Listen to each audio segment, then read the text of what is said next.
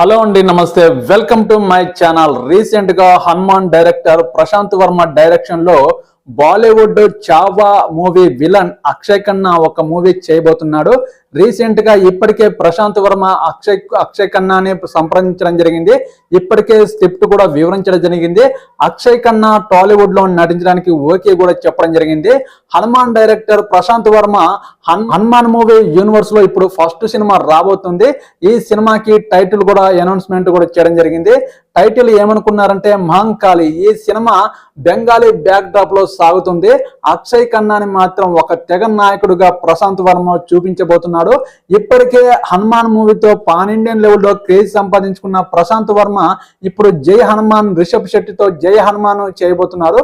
ఈ జై హనుమాన్ తో పాటు మహంకాళి అనే మూవీని కూడా సెట్స్ పైకి తీసుకురావడానికి సిద్ధంగా ఉన్నారు. ఈ సినిమా హనుమాన్ మూవీకి యూనివర్స్ లో భాగంగా ఈ సినిమా ఉండబోతుంది. మహంకాళి అనే టైటిల్ సూపర్ గా ఉంది. ఈ సినిమాలో అక్షయ్ ఖన్నా క్యారెక్టర్ మాత్రం అద్దరిపోతుందని అనౌన్స్మెంట్ కూడా చేయడం జరిగింది. చూద్దాం. అక్షయ్ ఖన్నా బాలీవుడ్ లో టాప్ హీరో లిస్ట్ లో ఉండేవాడు, బెస్ట్ యాక్టర్ గా కూడా ఉన్నాడు. కానీ ఇప్పుడు అడపదడప విలన్ క్యారెక్టర్లు చేస్తూ ఇప్పుడు చావా సినిమాలో బెస్ట్ విలన్ క్యారెక్టర్ చేయడం జరిగింది.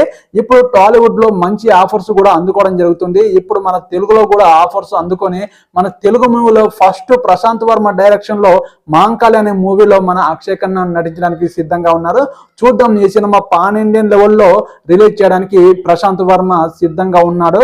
ఈ సినిమా ఎంతవరకు ఆకట్టుకుంటో చూద్దాం. ఈ వీడియోకి ఒక లైక్ చేయండి. నా ఛానల్ ని ఎవరైనా సబ్స్క్రైబ్ చేసుకుని వాళ్ళు ఉంటే ప్లీజ్ సపోర్ట్ మై ఛానల్. మరో నెక్స్ట్ మూవీ రివ్యూతో మేము ముందుకు రావడానికి సిద్ధంగా ఉంటాను. ఓకేనండి, బాయ్.